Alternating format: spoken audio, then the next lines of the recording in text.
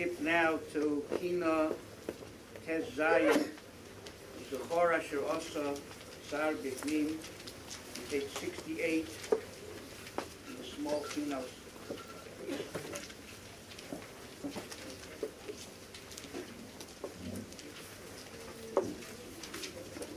This Kina mentions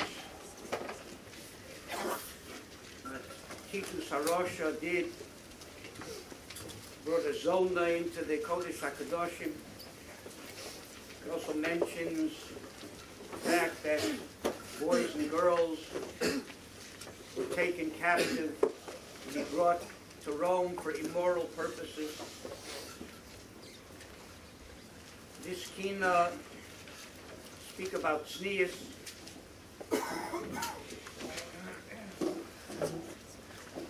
Bilam Arosha saw that Klal Yisrael Aroi Shetishra Aleim Shechinah, when he saw the Tzniyus that they had, the Vilna Gaon, according to one version of his letter, says that what Torah does for a man, Tzniyus does for a woman.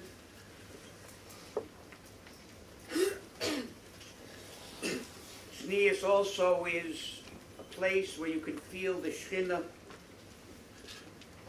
Tzniyus is not just the absence of pritzes. Rafi, in his Sefer, Oz V'Hadar Levusha, says that Tzniyus is a refinement. It's not just not negative. That's why Kimchis is the example of Tzniyus par excellence. Even the walls of her home never saw her hair uncovered. She was zochet to have children who were Kohanim Gedolah. Kimchis means fine flour, refined. Not just a matter of not being base and immoral. It's an idea of being refined. We explained the idea of Tzniyus. Before the Chet of Adam and Chava, it was clear that the Iker of a person is Neshama. That's what we are. We are Neshamos. We were created as Neshamos. We existed as Neshamos for thousands of years since creation. And we could function very nice as Neshamos in a spiritual world. We could see without eyes and hear without ears and get around without legs and arms. But when we came into this physical world, we needed a physical body to be able to function, like an astronaut. As long as he's on terra firma, he can function very nicely without any special apparatus. But when he goes into outer space, which is not compatible to a human being, he needs a spacesuit to wear. He needs an oxygen apparatus. There's no oxygen out there. He needs a pressurized suit because there's no air pressure. He needs a radio with which to speak because there's no sound waves. When he comes back to Earth, he takes off the suit and can function again very nicely. As long as we were neshamas, we didn't need a body. We could function very nicely without it. When we came into this physical world, we need an inner spacesuit to wear to be able to function. We need eyes to see and ears to hear, but it's only a suit of clothing that the neshama wears in this physical world. It's not who we are. We are neshamas.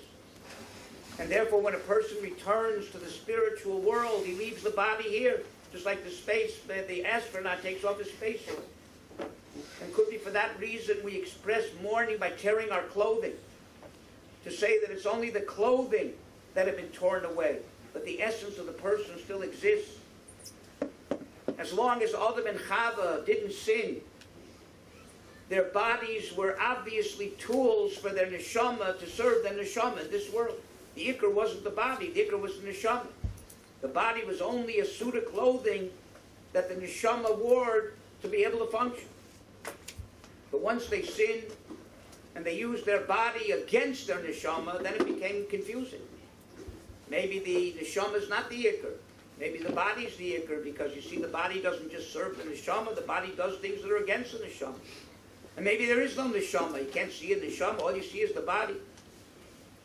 So in order to distract attention from the body which is visible, and to make the statement, there's more here than meets the eye. I am not a body. I'm a neshama. We cover the body in a tasteful way in order to distract attention from it and to make it clear that there's more here than meets the eye. And that's why the word beged has a connection to the word boged, to be a traitor, a rebel. Because only when the body rebelled against the neshama that you needed begodim. And that's why Chazal say that there are 3 places where Tzzniyus is of utmost importance. The Mishkan says when the Mishkan was finished, the Rebbeinu Shalom said, Kan Yofa Tzzniyus, Talmidei Chachamim have to dress extra tzanua, have to act extra tzanua, and women. In a nutshell, why? Because wherever there is an external presence that could be misleading and distracting from the ikar internal kedusha, then you need tznius. An animal does not have to wear clothes. Nobody yet is machmir, maybe tomorrow, but today yet, I haven't heard of anybody, that won't go to the zoo unless they put clothing on the animals. Because an animal doesn't have a neshama. It basically is a body. So what you see is what you get. There's no reason to cover the body. The body is made by the Rebbeinu Shalom. What's wrong with it? It's only when the body is not the ikar. There's an inner kedusha, and you could be distracted to think that all there is the body. Then you cover the body to make the statement, there's more here than meets the eye. The Mishkan, beautiful externals. You could be distracted and think that that's all there is, and forget the fact that the ikar is the Shechinah inside. So the Mishkan had to be covered like a bride, with a train in the back and a veil in the front. To say the ikar here is not what you see. The ikar is what's inside. Because if it's what you see, it becomes worse than the Chet HaEgel. Because then you are giving covet to a golden house. What's the difference between that and a golden calf? Once that relatives of Shalom Shvadron Zatzal were at the Kosel on a Shabbos, and they saw an Israeli with one of those cardboard yarmulkes on his head, writing a kvittel on Shabbos and putting it in the Kosel. So they thought maybe somebody's sick at home and he thinks that it's pikuach nefesh, it's okay to write a kvittel. So they went over to him and said, what are you doing? It's Shabbos. He said, you have somebody deathly sick that you think that this is okay to do? He said, no. I'm the captain of an Israeli soccer team. And we have a championship match coming up this week, and I put in a request to the wall that we win. That's what the Mikdash is, the Mishkan is. A magical wall. Instead of mirror on the wall, wall on the ground. That will answer your wishes. It's avodah zorah. So to emphasize that it's not the externals of this building that the ikar, but it's the Shechinah inside. Tznius is important by the Mishkan. Talmidei Chachamim, es Hashem Elokecha tira l'rabos Talmidei Chachamim. You have to revere Talmidei Chachamim kibiyocha like the Rebbeinu Shalom. But if you direct that at the personality of the Chacham, it's avodah zorah. You make him into an idol. What you have to do is direct it towards his Torah, towards his neshama. What he represents, Talmidei Chacham represent the Rebbeinu Shalom. So es Hashem Elokecha tira is kvod Hashem, is yiras Hashem. But if it becomes personality worship, then it's avodah zorah. So a Talmud Chacham has to be tzanua, distract attention from his externals, and say it's not me that you have to be mechad, it's the Torah I possess. And the same thing goes for women. In the secular world, women are judged by their external attributes. And even in the progressive, liberated world we live in, they still have Miss Universe pageants and Miss America pageants. And even though they fool themselves into thinking that they've changed it, and they're now concerned about the women's careers, and they have them reading papers and poems that they wrote, so they're emphasizing more important attributes, but they do it all in bathing suits, which has me believe that the ikar is not the poetry or the career or whatever. So in the secular world, women are judged on their external attributes. In Klal Yisrael, women are the ikar kedusha of Klal Yisrael. Kedushas Yisrael depends on one factor, unless you're a ger, and that is who your mother was. And up until recently, mothers were women. So, Lamaisa, Kedushas Yisrael depends on women. So women are the Iker Kedushas Yisrael, besides a host of other sources. So in order to make the statement, there's more here than meets the eye. I'm not a body, I'm not an animal. Don't judge me by my external attributes. But the Iker here is what you can't see. We cover the externals and make the statement, there's more here than meets the eye. And that doesn't mean the externals aren't important at all.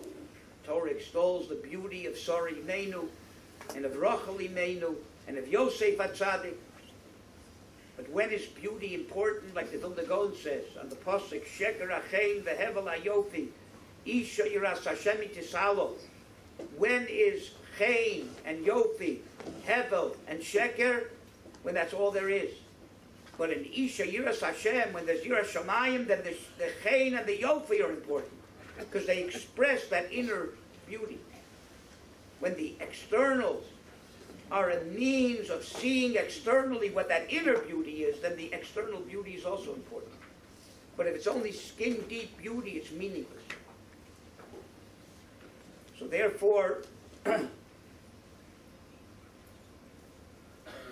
this idea of Tzzniyus, which Bilam HaRosh saw, that's the way that Rosh and Tishra Aleim Shechinah, because Ein Pischei or Aleim Mechuvanim Zeh Lazeh, the openings of their tents weren't open one to the other. There are a few different ideas in that. One is that they have the capacity of shame, busha. That's one idea of Tzzniyus.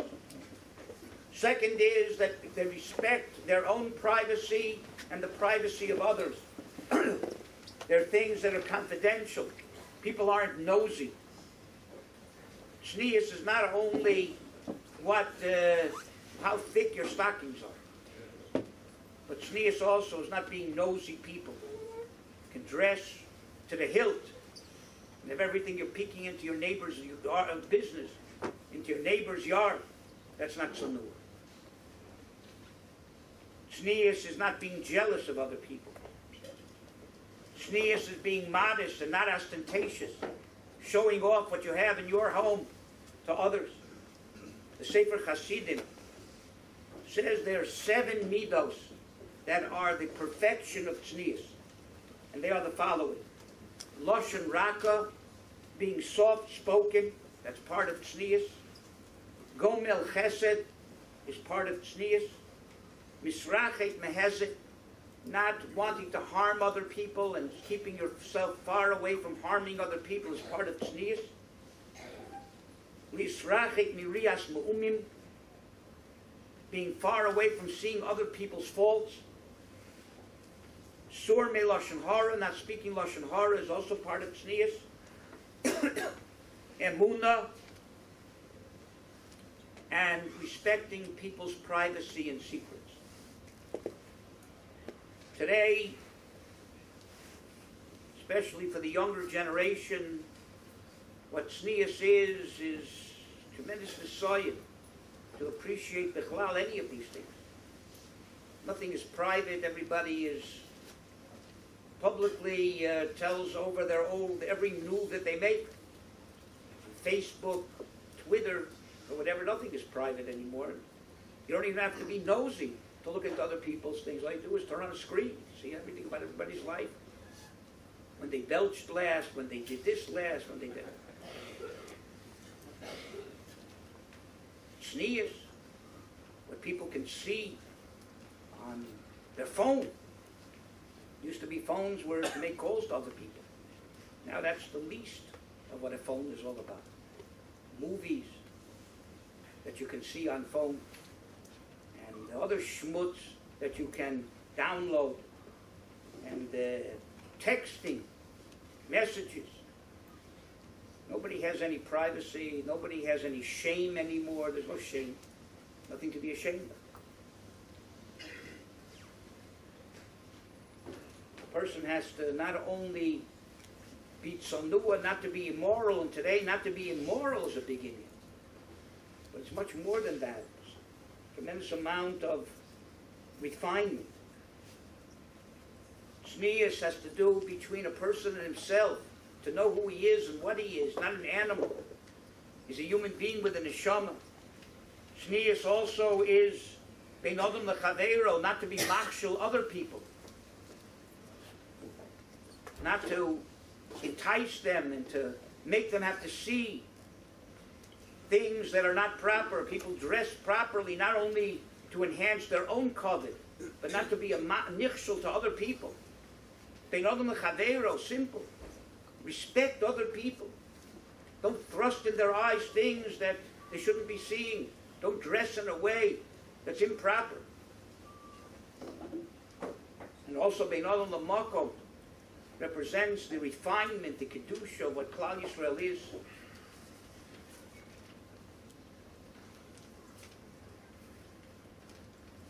Famous Maisa of the 93 Beis Yaakov girls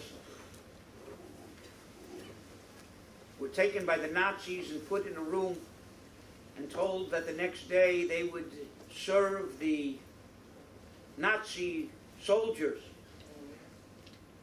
by providing them for immoral purposes. And their principal, who was with them, gave them a speech, Chizuk, on the importance of Tzzniyus and the importance of, he said, we know that you're all ready to suffer terrible sorrows and yisurim and not to give in on Derech Hashem, but here it's even worse. They want to use you for immoral purposes. And they all agreed to end their lives by taking poison. Tremendous Kiddush Hashem, in order to see to it that they die pure, not commit immorality. The mice, I saw a girl, the Nazis made a pogrom in a certain city, and she was on the other end of town and wanted very much to get to the safety of her home and her parents. She had to go through where Goyim were, and if she was noticed as a Jew, they probably would have pounced on her and probably killed her. She had a look, not a Jewish look. She could pass for an Aryan. She had blonde hair. And she decided that if she runs through the streets looking like a Jewish girl, her chances of surviving are very, very small. So she brushed her hair up like the Nazi youth wore their hair. And she decided that if she goes dressed with her buttoned, they'll know right away she's a Jewish girl. So she opened up her top buttons to look provocative, and this way nobody would be choshish that she was a Jewish girl. And just before she ran into the street, she remembered that her mother had always told her that you have to be a mensch even when you're alone, even when you're in the presence of other people, it makes no difference. And she said she couldn't bring herself to go out looking like a prutza. And she rebuttoned her buttons. She davened that the Rebbeinu Shalom should protect her anyway. She ran through the street. She got home. She got home, she fell into the arms of her mother, started telling her the nisayon that she had, and her mother looked at her and she said, do you realize that the Tzzniyus that you exhibited saved your life? Because she hadn't noticed that she had a Mogen David on a chain around her neck.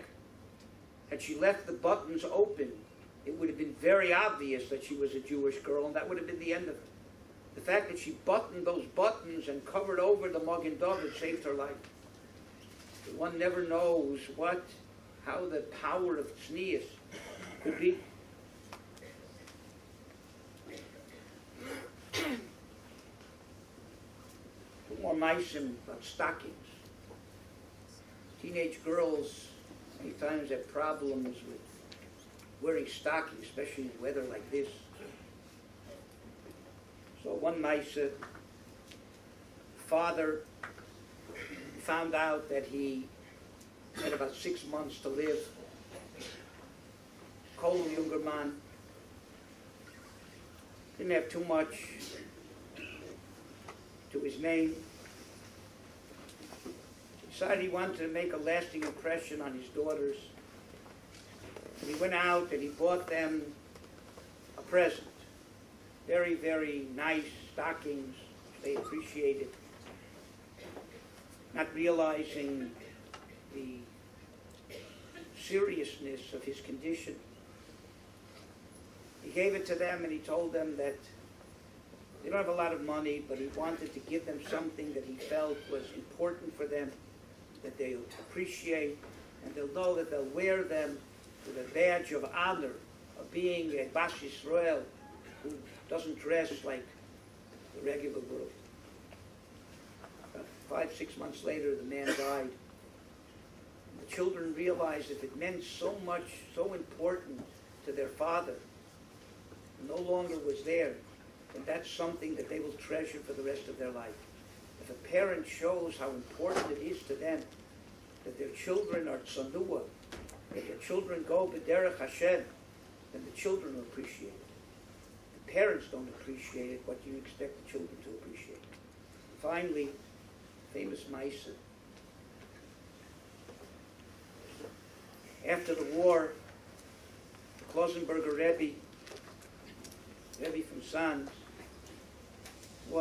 he lost his 10 children of his own, lost his wife, and he adopted to be the father of Yisomim and Yisomos. One girl came to him for a bracha, for Chizuk, and he noticed that she wasn't wearing stockings. So she said, Rebbe, what can I do? I have nothing to my name. I have the dress on my back, that's it. Where am I supposed to get stockings from? He said, but the Yiddish Mädel has to wear stockings. With that, Chassid wore white stockings. He took off his stockings and gave it to the girl. He says, now you have stockings.